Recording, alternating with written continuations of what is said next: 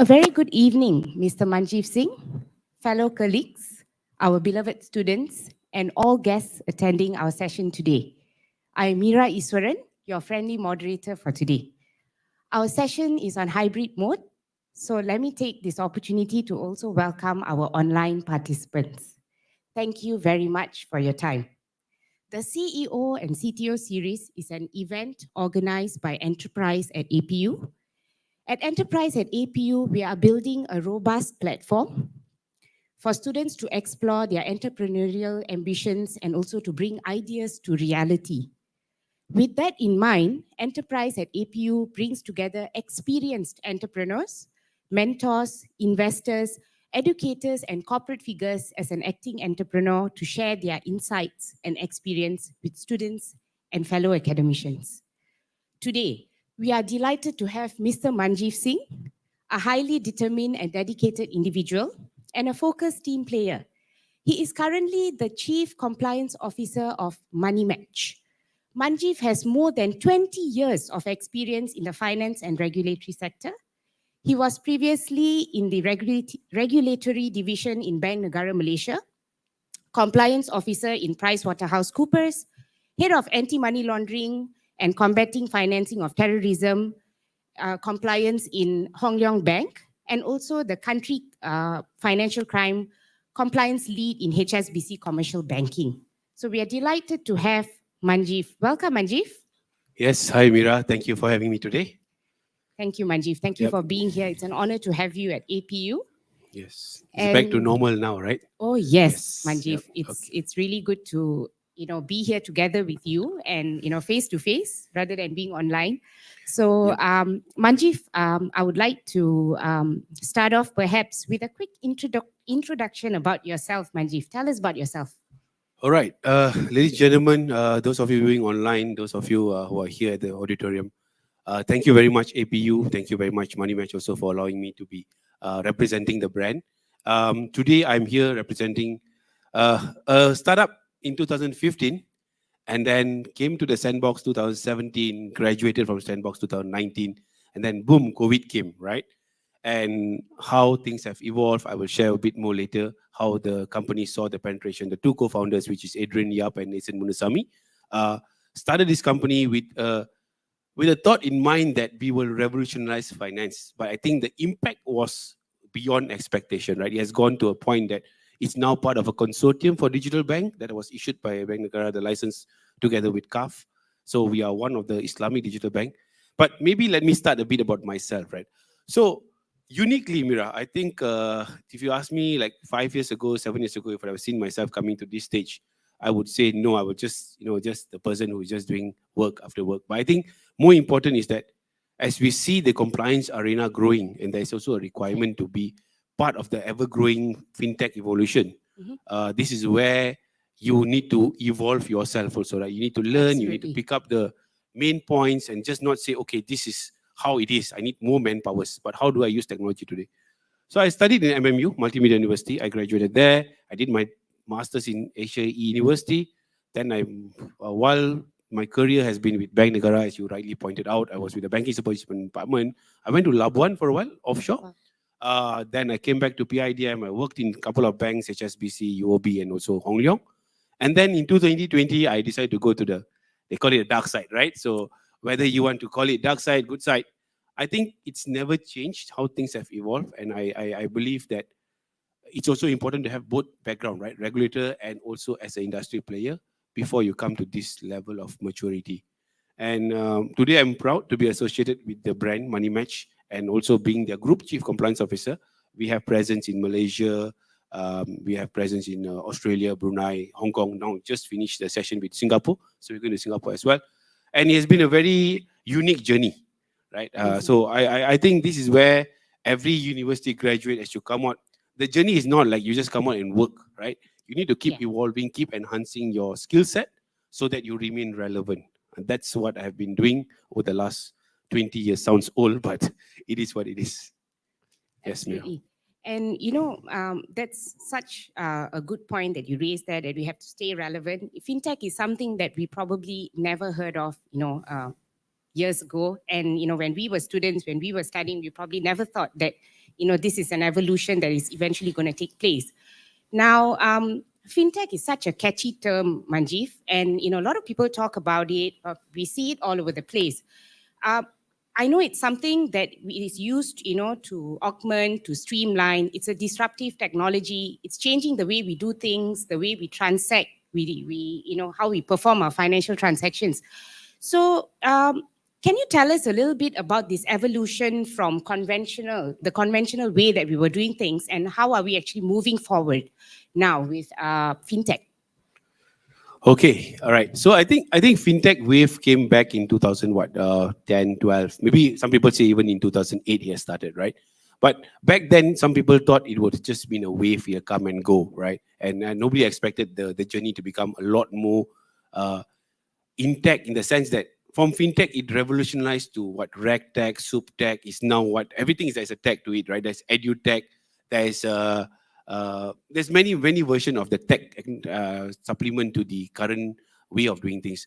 I think uniquely when the co-founders of MoneyMatch decided to start this company, it was not something like what is it today, right? There is a potential. They saw that, oh, the B2B segment, which is the business to business, it's underserved, right? And also it's a question of, can we empower them to get better rates, faster transaction? How fintech has translated is that very much on the APIs, the blockchain technology that has come, help revolutionize. And I think what is also important that to note that it's just not a technology solution. At the back of it is still human intervention, writing the codes. You need people who are engineers, the guys of you all, some of you are learning today. You must also realize that you could be the superhero, but not wearing the Superman baju today, right? So these are the people behind the scene, are doing all the scripting. They are writing all the scripts. Some of them actually in our company, we actually have them from APU graduate. Even our head of engineering is an APU graduate, and I suppose he's also listening now. He must be very proud of it.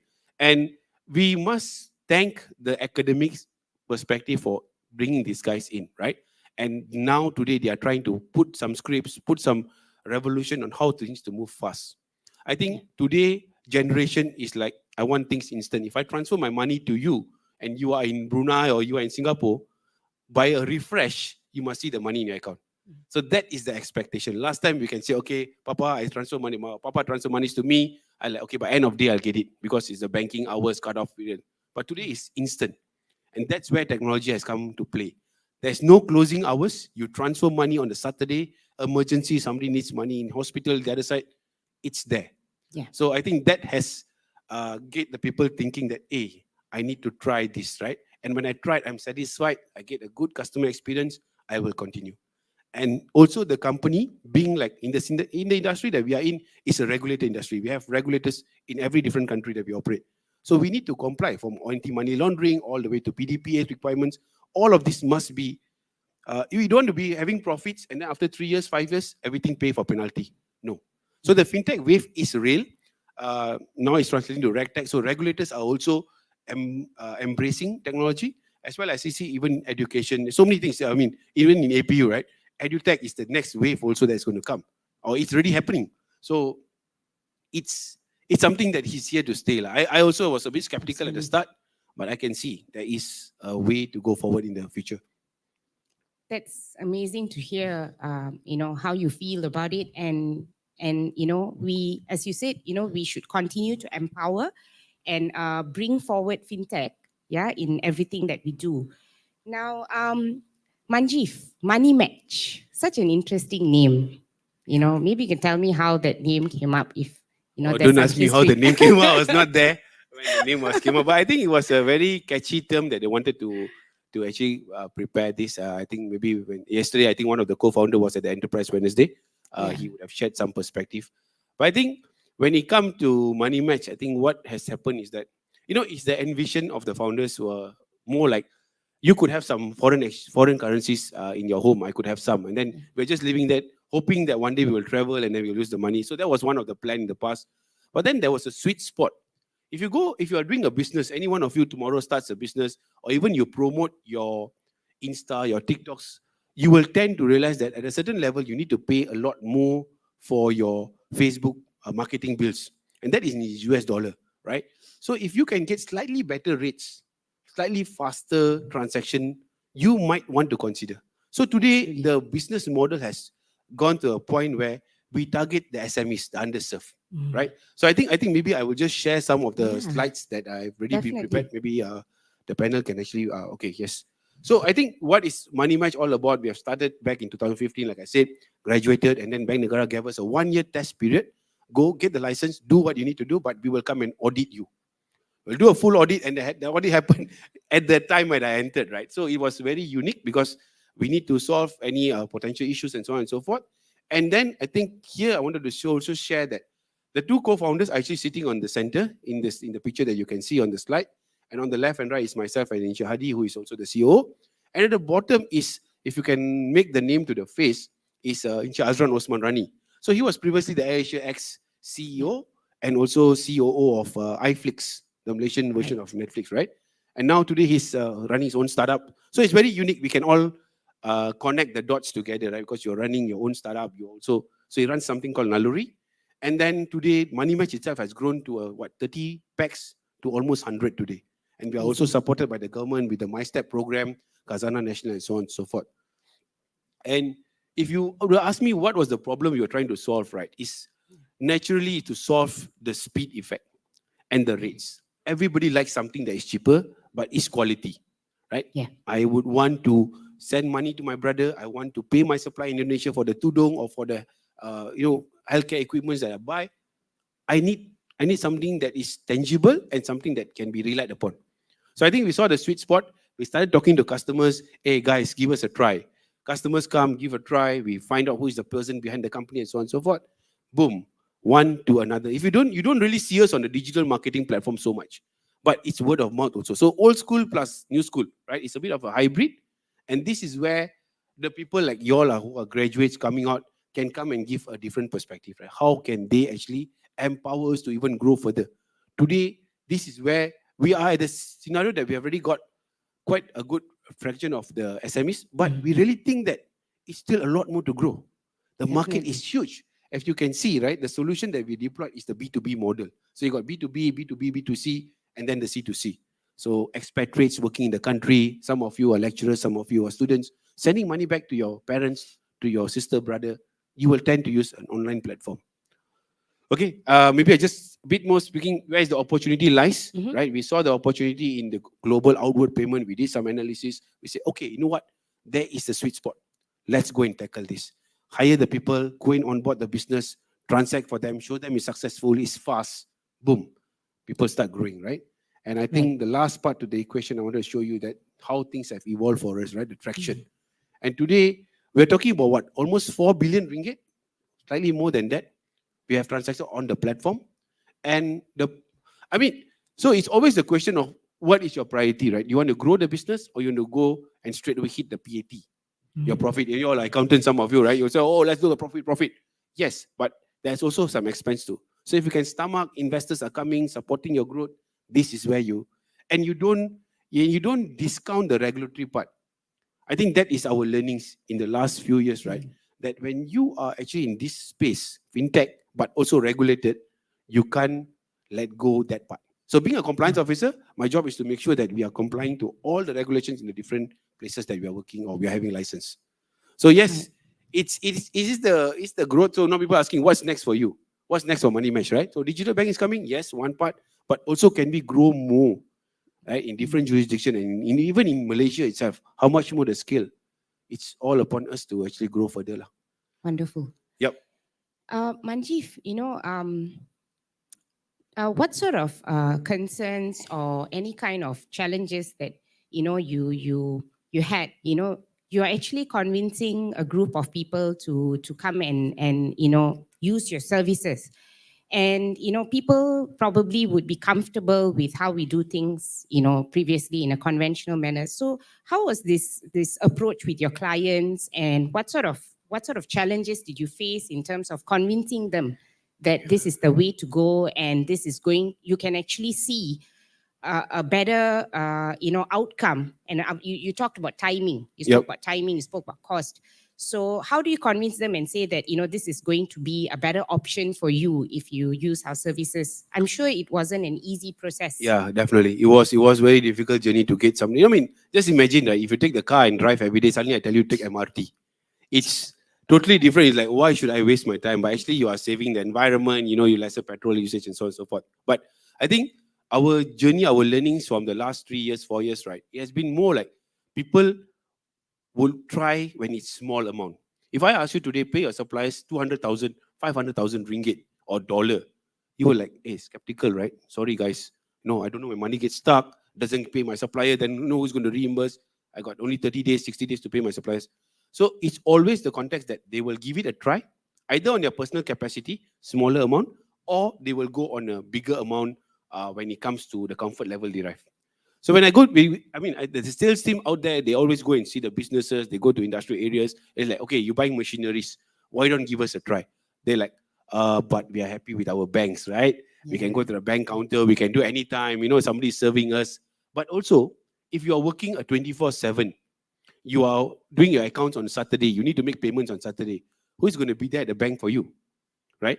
And who is going to do your transaction like almost ready? Because sometimes it's urgent. Somebody, family member is sick in the hospital, needs to pay the bills to check out, to get discharged, and here you are stuck. So I think it's always a challenge to start something new, but we have seen customers growing with us. So maybe a coffee manufacturer. There was a time that there was this when we were all sitting at home and we were like working from home, then we will buy this chair, right? The gaming chair, proper chair, right? We were financing some of the chairs at the back of it. So it's being bought by China. We pay bought from China. We pay the suppliers there, and boom, the thing starts getting. So it's speed. It's the flexibility. I can go online to a platform. I don't need to talk to anybody, and I can actually do a transaction. And if so what we do at the back of it, we also work like a bank, right? Where we actually will screen you. If we know that there's a potential hit, you are, so all API driven. This is where I think some of you are learning fintechs or learning tech, right? It's not the old school of putting username, password, putting the name inside screen, press enter. That was my generation when I started off. But today, the whole name list will be screened with a database with one click of button. And it's almost, I won't say it's real time, but it's near real time. It's 1 second, 2 second, 5 second kind of thing. So this is where tech has helped speed up. Where a bank needs maybe 30 people to do, MoneyMatch will take maybe 1/3 or maybe half.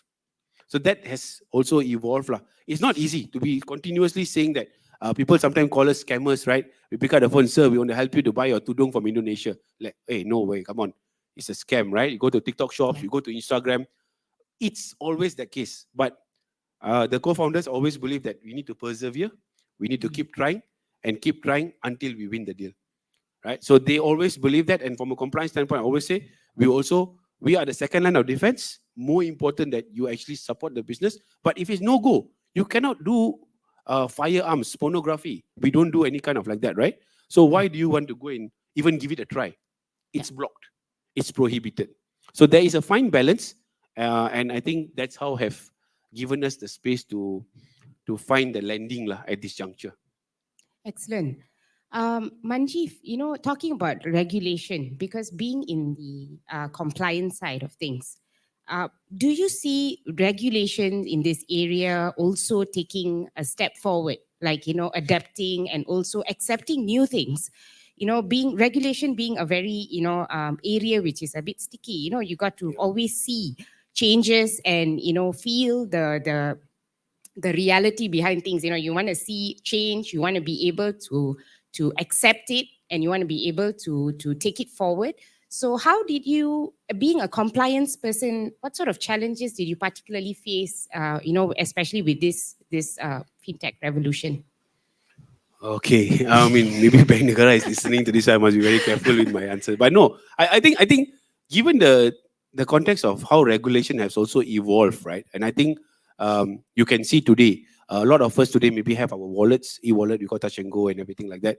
And you would have done some eKYC, right? So that means last time you go to the branch of a bank to open an account, you put your fingerprint, you put your IC in the card, and then biometric verification. Today is different.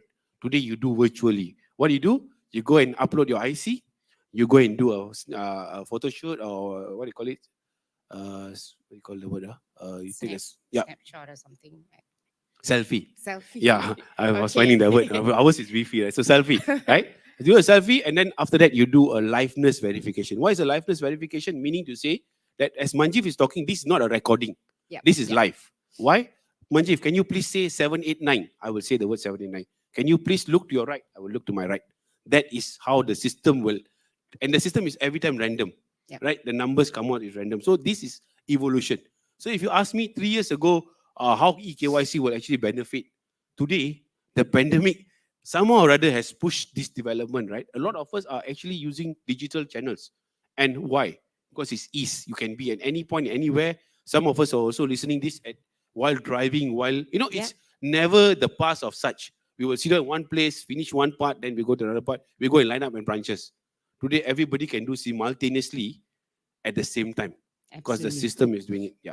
So I think another part also, Bank Negara, also the regulators have gone to even business empowerment, right? Getting them to do e-version of. So today we have got an approval by Bank Negara to do a EKYB. They call it E-Know Your Business, where the business person can be in Jeli or in Kuantan or even in Tampoi. Mhm. It's more important to show me like a video to show that surrounding. There are goods, there's a signage. That means I don't have to really visit the place. So all of these are evolution, and it's translated to a policy document. That is where we think that the regulatory side also has also evolved accordingly. Not just one side. It takes two to tango. So Yes. that's where we think that it's good and it's going to go better in the future. It's good to know that, the frequency of this is happening, and, adaptability to changes has to come from every, stakeholder and every aspect. Yeah. So wonderful, Manjeev. Now, a little bit more about MoneyMatch. You mentioned that you grew over these last couple of years, in terms of numbers and your recruitment. How was it recruiting employees for your organization? What sort of experience did you have there? Okay, this is an interesting one. Okay, so actually we are very proud to be associated with having a lot of Malaysians and Malaysian graduates who are actually working with us. And I think from the company standpoint is we intend to do so. We don't intend to have hubs in different countries or so and so forth. I think the questions that we always want to see is that how hungry is the person, right? When he comes for the job. Can you just want to do the JD as per the JD, or are you going to try something extra? If if I was just doing my role as it is, then I'm not really a go-getter, lah, right? So in a tech world or a startup world, they call it a hustler, right? Can you hustle? Can you do extra? Can you go beyond your comfort zone? I mean, imagine 2 o'clock in the morning, a customer is trying to do eKYC and it's failing. You get a trigger. Oh, sorry, my working hours is 8:30 to 5:30. I only will look at 8:30 in the morning. There's no wrong about that, right? Because employment contract is very clear. But the hustler version is, okay, what is next? And how can we avoid this happening in the future? I think that is very key for the graduates today, right? When you come out, when we interview you, we don't just ask you, okay, tell us a bit about yourself, tell us a bit about your growth, what's your plan, your family, and so on and so forth. Then we will ask you about, I do have, okay, so maybe when I came out, my first interview question, I still remember this, right? And I do normally ask this a lot is, describe yourself as an object or as an animal. Why? Because that will reflect you. I don't ask you because just answer that a spider or elephant or whatsoever, and then you stop. Yeah. Why? Right? What is it that in an elephant or in a spider that you can reflect yourself? And then we will assess, okay, this guy can or cannot, this girl will be able to. So because otherwise, right, 3 months you are not happy, you cannot adjust to the. So when I came in also, I came from old school, right? I'm a 40 years old guy. The whole staff is a 20 years old. I mean, everybody is like 23, 25 average. Yeah. So I need to adapt rather than making them adapt to me. And it's very techy, right? I cannot be talking, oh yeah, username, password, enter, put the name. Oh, it's not. So that is something that I had to change. I personally have to adapt. I must personally, although with 20 years experience, people say, bro, you are actually the boss. You need to tell them to follow you. But today's world is evolving. You will need to bring the best. And I think the unique thing is that we keep seeing the new graduates, right? And they keep coming to us when sometimes they come for interviews. They tend to bring the very positive spirit at the start. Yeah. Then it's sometimes, the challenges you go and everything like that. But it's not wrong. If this doesn't work for you, somewhere else may work for you. But we do think that the current euphoria of fintech, Regtech, even now is well tech, right? There's also how you robo advisors, AIs, blockchain technology, all of these are coming. But always remember, there is hard work. I always try to say this. Right? People think that, wow, it's like a CSI, throw here, throw there, boom, boom, boom. No, it's not. At the back of it, there are people writing the codes. At the back of it, there are Excel files. At the back of it, there are humans who is putting the zeros and ones to the script. And this is very important to the generation today, right? That it's just not the glory of what you see. When you come in, you will realize, and then you quickly say, oh yeah, why am I here? After 3 months, I go somewhere else. It's the same. So I guess what I'm just want to just quickly summarize is that in the world where you come out to work or you are experienced person, there's always the part that you need to put your effort, right? And once you put your effort in, believe me, in the tech space, and this is something that when I do other trainings, I also say the tech space can actually give you a good income. We pay a lot to our engineers. We pay quite a huge sum to them. But why? Because they are doing the coding. But are they the pitchers? Are they the people coming today in front? They are not, right? So it's more, but they are very happy because they can work at their own pace, they can work at the speed, but you need to evolve lah. Same thing happened to me, and I think same thing happens to anyone. I mean, just sharing small piece. A lot of you out there would have your own thought process, but it's very important to have that extra mile that will drive you further. Otherwise, it's just normal education and normal working. Everybody's normal. To get abnormal income, you need to do abnormal work. That's how I always believe. Yes. Yeah. Absolutely. So I can say that, Manjeev, regardless of moving forward and having things being automated, there's still the back end things that you still need to achieve. Like what you said, it's not always surface level. You have to, hard work is something that we always will have to live with. So such an important point to take back, dear students sitting right in front of me. So yeah. All right. Now, Manjeev, I was doing some reading before our session, and I realized that there are a lot of challenges that the industry, the fintech industry itself faces. And I'm sure some of it is being reflected at your end, with the company and the things that you do.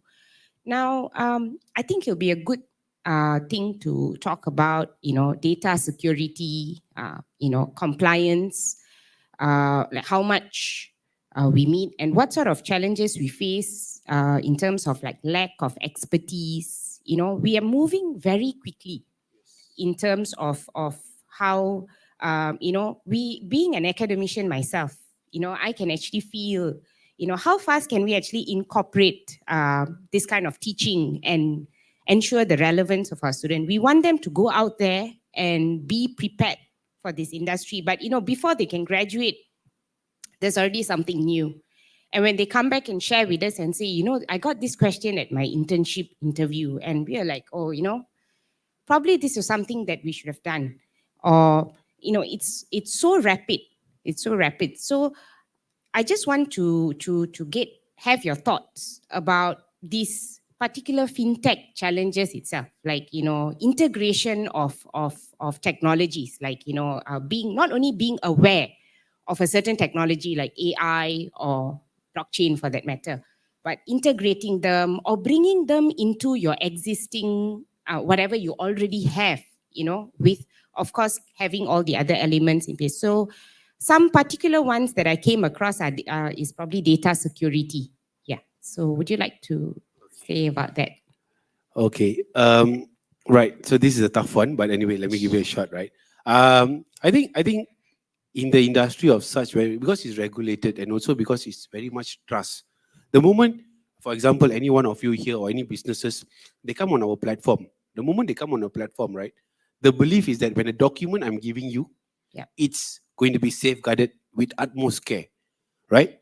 So from the hiring itself, when we hire the staff, we make sure this is imputed into them, make sure they sign the declaration that it's only for the purpose of the company. They come, they go for trainings and so on and so forth. And as a customer, you must be comfortable that your data is being taken care. Otherwise, you seeing the reason. I mean, I don't want to mention names of the company. It's not appropriate. But a lot of things that you can see on the internet, data is leaked from airlines all the way to merchant acquiring companies and so on and so forth. Why? Because sometimes we think that we have done enough, but there is more to be done, right? And I think data security is always something that we want to be worried of.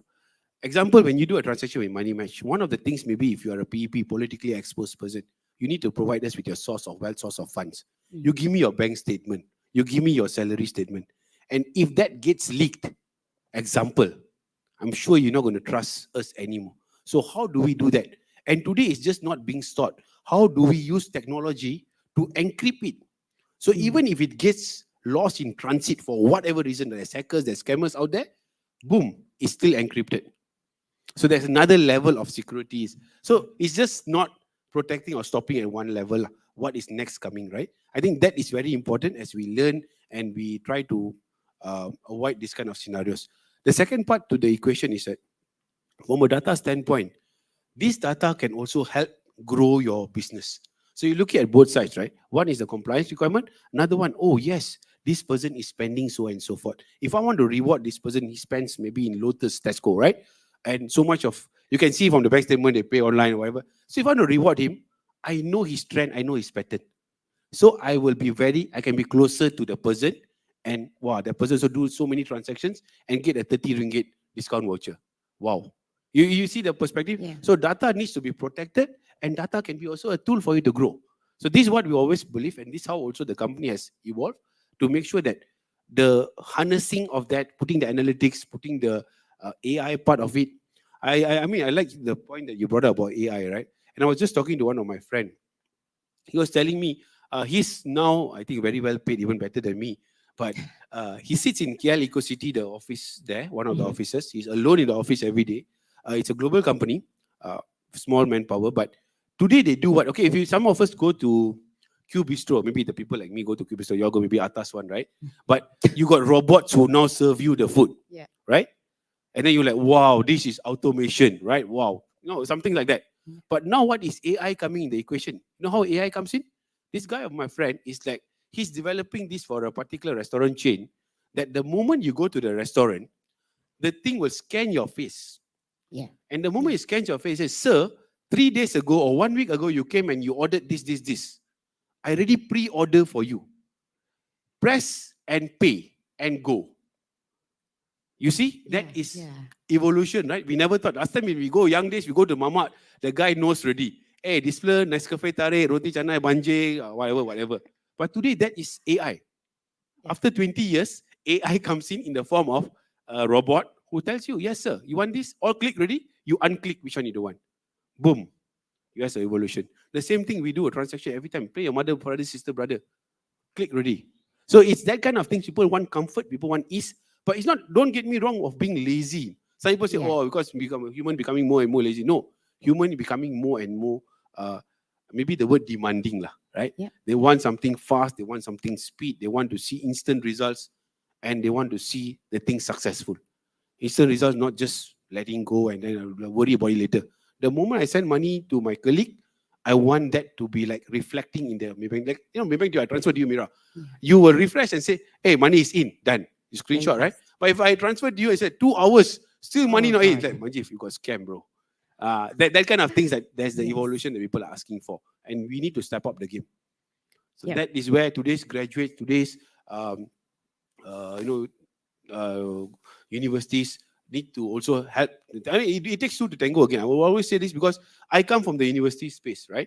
It's not that, and also the co-founders, all of us are graduates from universities, and we realize that, yes, you need to put the empowerment, you need to give a space, and you need to have a vision to grow.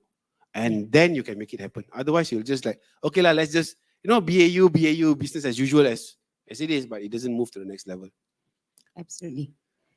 So that's a really good point, and I really like to focus on that point there that you mentioned about the users of technology, and sometimes how we misinterpret and think that it's it's just to make life easier or make us lazier. But in actual fact, being in accounting or finance line, we know that there are a lot of things that could be automated and give us more opportunity to do more value added stuff, more strategic planning. That is something that we probably aspired as As when we recruit. were first started working. People like Manjeev and me, when we first started working, we really wanted more time to do things which we felt was relevant to what we actually studied for.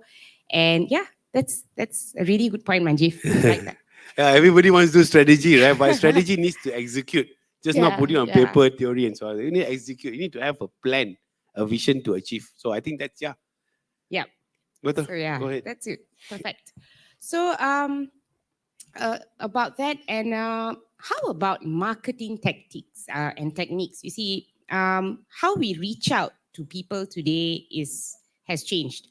Now, strategies like putting things on social media and reaching out people. So, um, if you don't mind sharing, Manjeev, how do you reach out not only to your customers and to people who actually use your services? How do you make people aware of what MoneyMatch does? Right. I think what we have also evolved, and also I'm, I think, privileged to be given the opportunity when I'm here, is that I managed to see the company, and being a very novice in this industry at the start, right? Uh, it gave me a perspective to see the company holistically, how it has grown, how it's empowered people to change their lives. Mm. They have now come and join us, then later go and join bigger names, bigger brands, because they have got the foundation right. And um, that is where we think that, okay, we have done something good to the society as well, just not for our customers, but to the society as a whole, right? And then today we're also talking about digital marketing, right? How do you do digital marketing? We talk about SEOs, right? How we can connect the people who are actually trying to find cheaper rates and then link them directly to us. That's the simpler way. But today generation, and I think some of you here in the room as well, and also online, can echo to me, we don't really like to talk to people. If there's a phone call ringing now, I won't answer, but immediately the person WhatsApp me or text me, I will reply, right? I don't know. I can echo this. I can see our comms team, our communication team talking to our customer in a message format rather than in secure lah, because it's a one-to-one conversation. And we realize that is the way to move forward. And you need to continuously engaging them to give them the comfort that even if sometimes the funds are stuck. Say Manjeev Singh sends to a person, and because of the name of the person is matches is a potential terrorist. Mm. The funds get stuck, right? I need to show the ID, I need to provide the confirmation that this is not the person there. Then it's like, oh, where's my money? Are you guys scammers? Are you guys keeping my money? No, there is a protocol to go through. And this is where we will need to continuously engage them and tell them, guys, don't worry, it's in transit, right? It's on the way, it's coming. It's delayed, but because I cannot tell you because of a hit of or terrorists or whatsoever. No, I will tell you it's due to internal requirements, due to internal policies, it's coming on the way. So these are the things that communication with the customer is utmost important. We have a team of relationship managers for the business, talking to them, keeping them engaged, making sure that they give the best rates.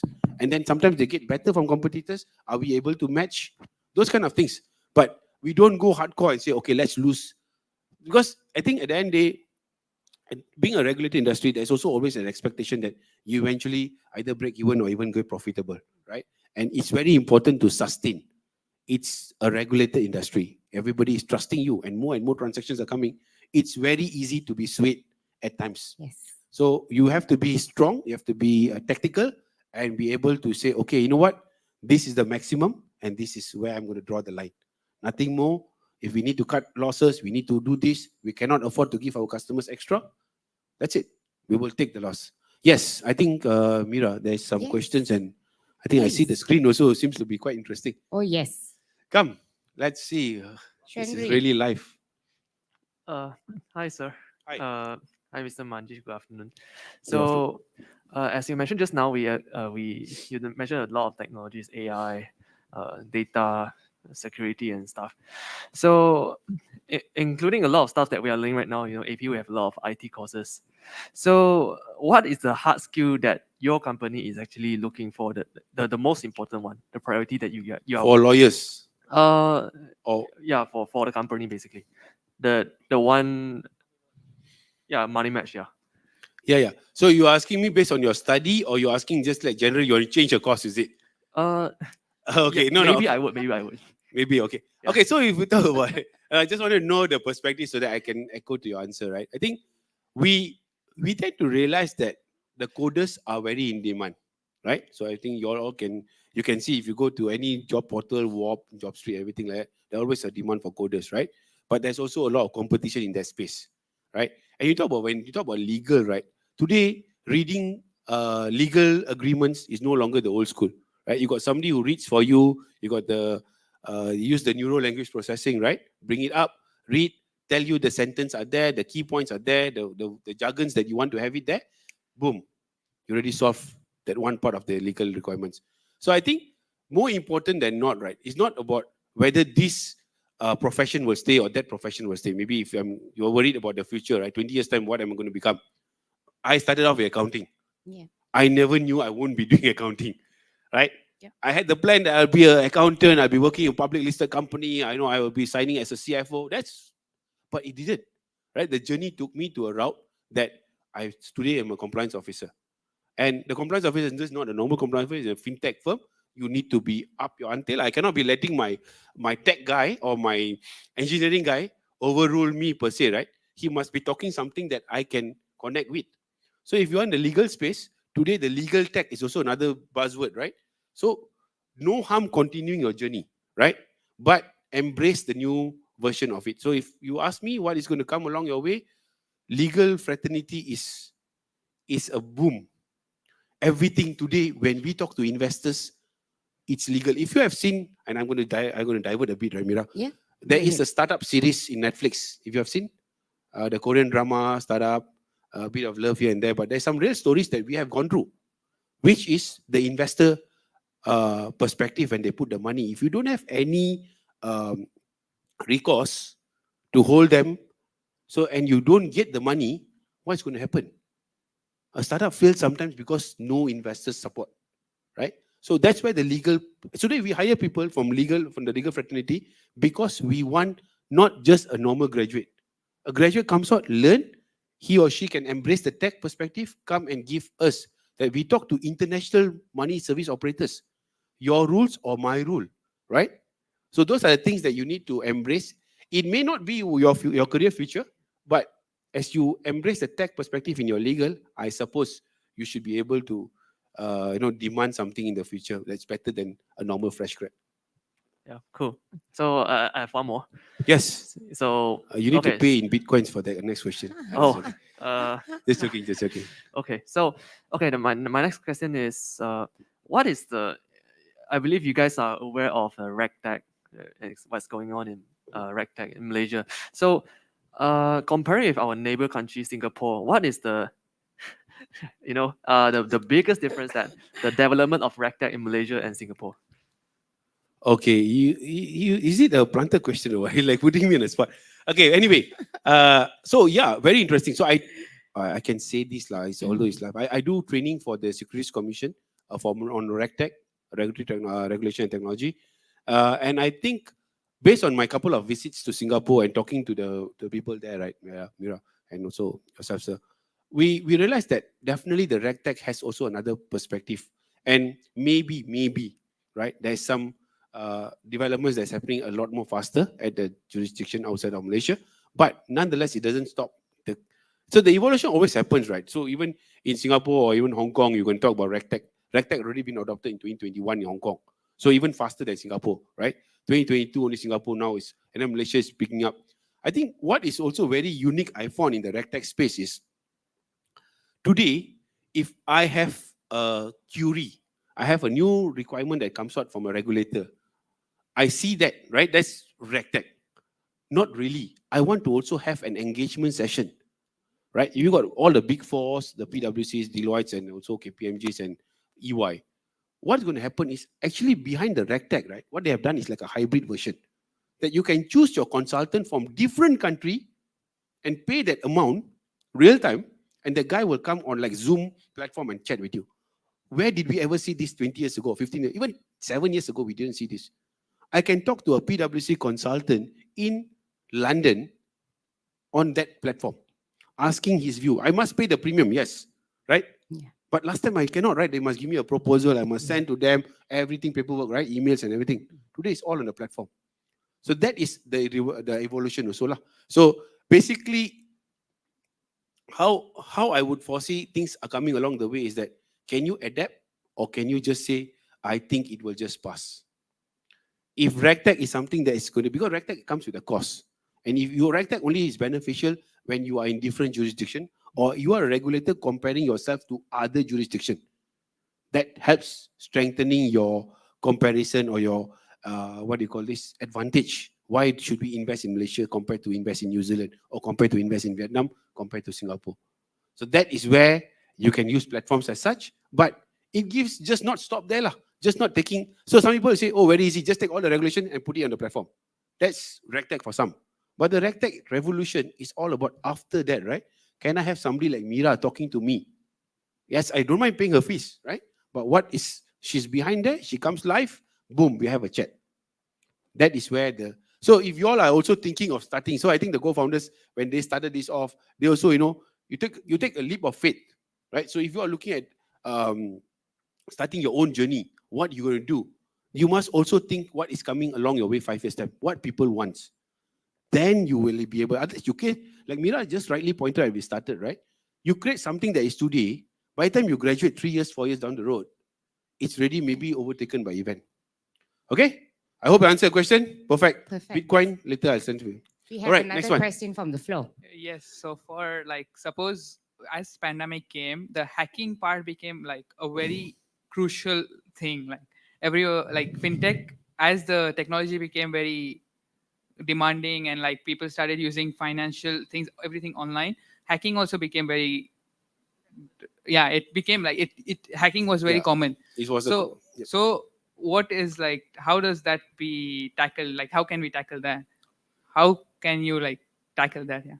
Yeah, I must, maybe I can share some things lah, right? I think what is real that the hackers doesn't stop, right? The hackers can be one of the people sitting here, They one of the people continue to sitting evolve. outside, one of the people in your family members or even a friend. But the hackers doesn't stop. They keep trying and hitting your platform, right? And I think some of the learnings, especially when pandemic time, right? So one of the things that we actually quickly was able to lock, and we were very proud of it, is that we just locked the IP address, right? So very simple, right? You cannot travel anywhere. So if you are going to do transfer of money, so for us it was kind of good, but now it's already open back, right? But back then, when it's the 2 years, you cannot travel 1.5 years or whatever, you lock the IP address. Malaysia IP address only can access the platform. No Malaysia IP address, boom. So one of the measures you take in place, right? Secondly, is your platform ready to be taking more customers? You cannot like, okay, because of pandemic, we want to grow 30,000, 40,000 customers, boleh, but their kind of platform absorb or not? Have you done enough pen tests, for example, penetration testing, right? I mean, you know the jargons, right? Some of you who don't know jargons, you can just quickly Google penetration testing, get an independent person, not you yourself do it, right? I mean, I will do, I'll say everything is good about my platform. But somebody external does it, somebody credible, and it's regulated. So I cannot say no to it. It's important. There's a cost associated to it. And that is where you derive comfort. And when you do a pen test, you will be able to see that if there's a gap, you fix the gap. And that's how we have been able to. So everybody asks me, can we avoid it? You cannot avoid, like risk, you cannot avoid, but you can manage and mitigate. So that's what we have been doing. And I think we have been doing it quite right at the start. Okay, Amazing. wow. This is like a couple of questions coming, Mira. Oh, yes. I think we're going to exceed our time today. Yeah, go ahead. Ken. Go ahead, Nice, Yudi. nice. I like this session. Hi, Mr. Manjeev. Hi. Thanks for the insightful sharing so far. So my question is, now being in the fintech space, usually it's a fast-growing space. There are many new things every day, right? So how do you remain innovative? With all these coming changes, how do you remain innovative?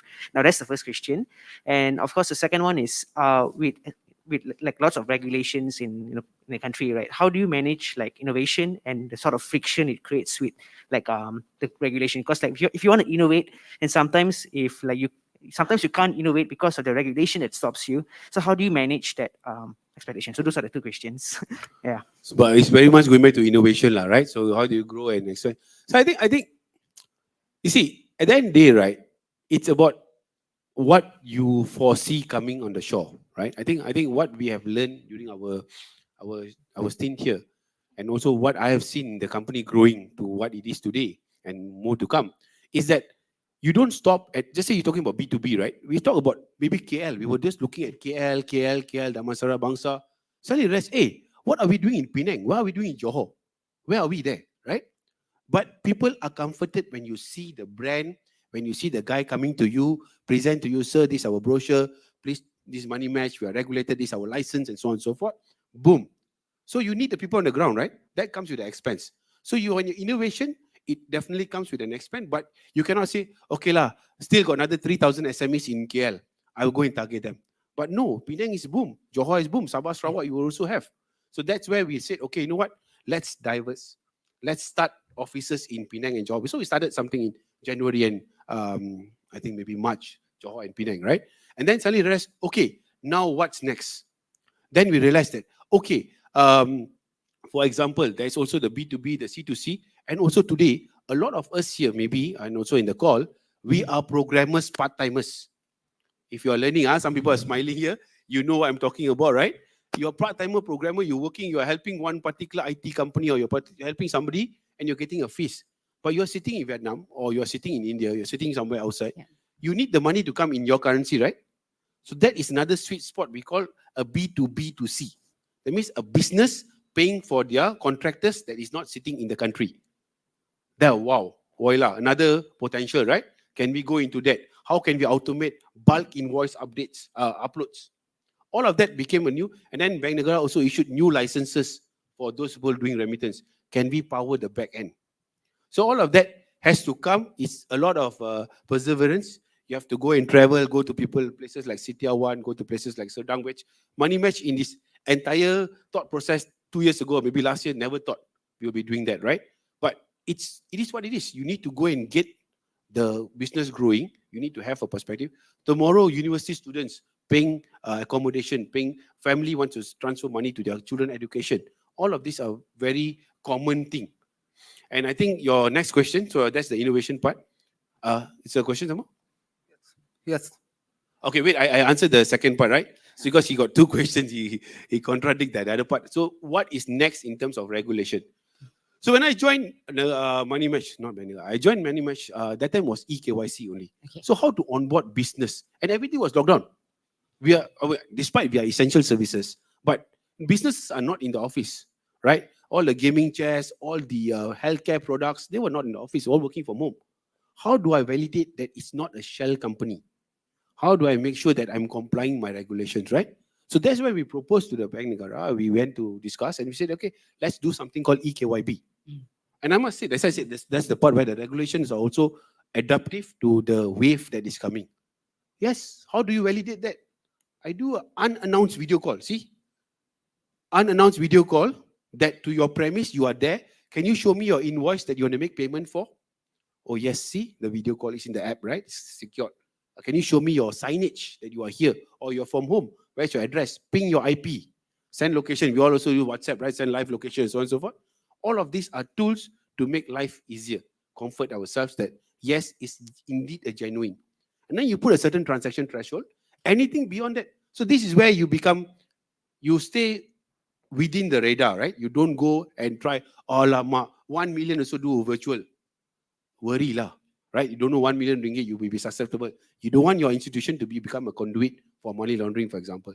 So we are a licensed entity. We want to preserve the license. We don't want to be fined. So we make sure that we put certain thresholds. Anything beyond that, I'll fly somebody to Labuan. I'll fly somebody to Kelantan. No problem, right?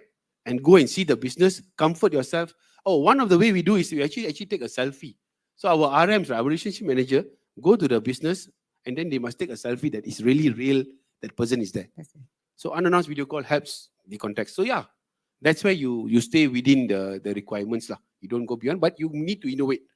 If not, otherwise, you're just like, okay, thank you, God, you've given me enough. No, we need to grow and we need to empower more and more Malaysians to come into this space as well. Also Malaysian university students.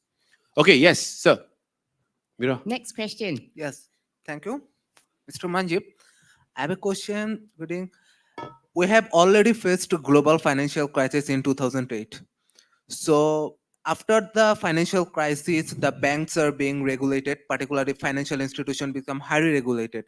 So how strictly and how strongly fintech is regulated to tackle or to stop further financial crisis? How strong fintech is regulated? Regulated to stop further financial crisis. Further. Okay. Okay, so this is a personal answer lah, because you're asking like it's like a media question, right? But okay, how do I position this, right? I think we have to look at the fundamental of the global financial crisis, right? In 2008, I Yes. was in Bank Negara back then, and I can echo to you, right? It was just not because. So it's also a question of how that translation of financial crisis. So we had 99, 98 financial crisis. We had 2008 financial crisis.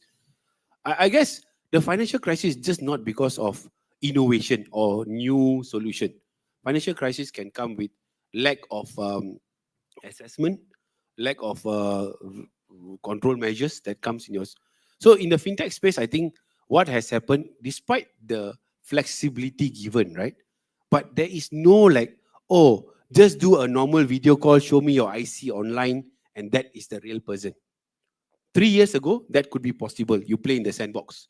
But when you graduate, you need to have a solution provider who does an OCR, optical character recognition, to say that Malaysian IC is indeed like this. If it's a male, it's this number. If it's a female, this number. If it's the center 14, it's KL. Those kind of things comes as a solution, right?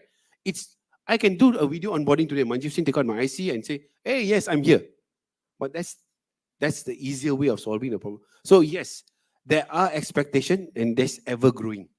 The regulators are not stopping and say, okay, you know what, you all are fintech, we give you space. No, we will want you to play a same level field. That's why today we are evolving to a digital bank. A digital bank, there's no separate act for it. Yeah. It's still Financial Services Act and IFSA, right? Islamic Financial Services. So you cannot run so much. That's why we realized after 3 years, spending and everything, the co-founders also realized that, hey, we need to come to a path to grow. And what is it next? Wealth tech, insure tech, fintech. This is the wave. But we need to control. We don't want people taking over, hostile takeover, identity hijack today. A lot of people will do identity hijack. They find your IC, they try to onboard in different platforms. If your solution at the back there is not strong, boom, it allows for it. So this is where I think the financial crisis is not necessarily related to the progress or innovation per se, but you need to have the solution or the control measures so that you manage and mitigate the risk.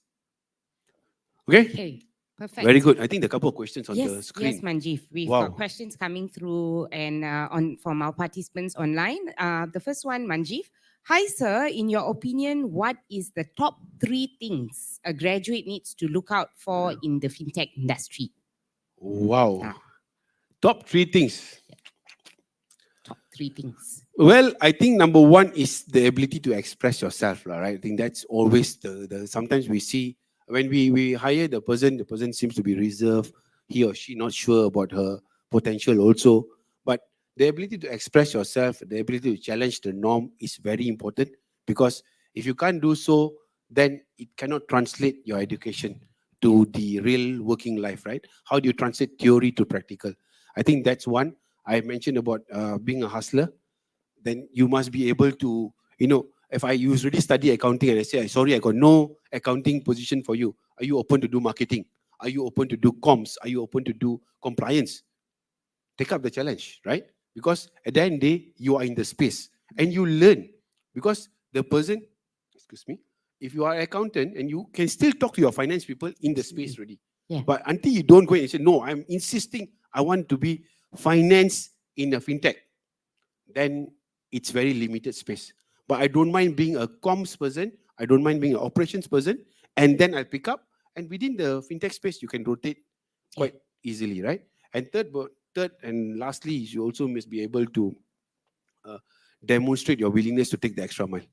I think that is where we always realize that our core, our rock stars, our champions out there are not just saying, oh, I come with a background for internal audit, I only can start audit.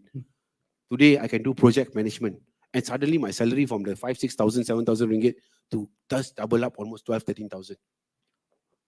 by his hard work lah. I say so. You need to be associated with that. That not only what you study you can grow, but how can you revolutionize certain things, and you feel confident, and then you can do that part. Absolutely. And we have another question, Manjeev, and we're taking this as the last one, yeah, before we wrap up. So, how to make transaction monitoring efficient? Efficient Oh wow, question. this is like somebody from compliance asking me. That must be my colleague or my staff will be there. But okay, this is a very interesting one. This is the day to day lah. So if I tell some of the jargons, you all may not really this one. But I think at the end of the day, we all talk about rule based, right? And I believe maybe just give you a simple analogy lah, so that everybody can relate to it. I always try to bring layman perspective here, right? Say if you have an alert that your customer transacts more than 10 times in a month, please raise an alert, right? Then it's suspicious potentially, but maybe he's just sending 300, 500, 300, 500. He can afford up to 30,000. But now, if that is only the context during pandemic, or maybe if you use like banking as an example, you will tend to you don't withdraw 300, 500 every day, right? Now, because of pandemic, you will be ordering food online. And that is like every time there's a transaction going on, and it becomes like something called false alert, false positive. That's again the jargons. And then you will spend a lot of human time, a lot. So today it's very simple, right? It's just not a single factor. Yeah. You do multi-factor. You use data analytics, standard deviation, +1, +2, +3. Boom. This is where the anomaly, this is where the outlier is. And then I can manage it from that standpoint. So data analytics, automation does play growing and getting better in your transaction monitoring. So that's a short answer to a complicated question, but I'm sure one of them is either my colleague or somebody from the compliance fraternity to ask this question. Yeah, okay, yes, I mean, Manjeev. indeed. Yeah, Yes. Mira. Honestly, Manjeev, it has been an awesome sharing session. And I really want to pick up something from the last couple of things that you said, staying relevant. Little did we know that 20 years later from uni, both of us would be sitting here talking about fintech. Yeah, by the way, Mira and I are actually uni mates. Yeah. For those of you. So it's very unique, right? Today we are here. She's in Yeah. the academic side. I'm in the practical side. And we can connect the dots. That not necessarily Absolutely. whatever both of us learn, Yes. it's what we are doing today, right? Yeah. So again, 20 years down the road, you guys are down on the online camera and also in the stage here. You may realize that something different, something better.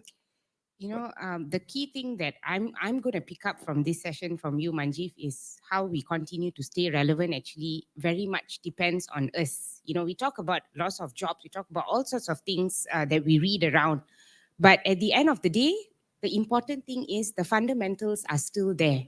You still need to stick to your fundamentals. Manjeev, we have programs, we have banking and finance with fintech specialism, we have a master's in fintech. And we still emphasize, despite all the new things that comes along into our modules, the fundamentals are still key. Yeah, and it's still important for us to always engage fundamentals. So some last words, Manjeev, from you to our students and all our participants here today. Piece of advice. Well, I mean, it's a bit emotional, but if scenario like maybe my mom is still alive today and she's seeing me where I'm sitting today, she will really be very proud, right? And I think this is where all of us have a same opportunity. We are here with going to the secondary school, coming to the university, and everybody visions to be a successful person. But a successful person may not necessarily be because of money or position, Yes. right? But you are doing something good to the industry, to yourself, to the society. I think this is what I just want to end this, right? At the end of the day, if you can look at the mirror, you can sleep well and you can feel that I am doing something right based on my education, based on my journey. I am in the right path.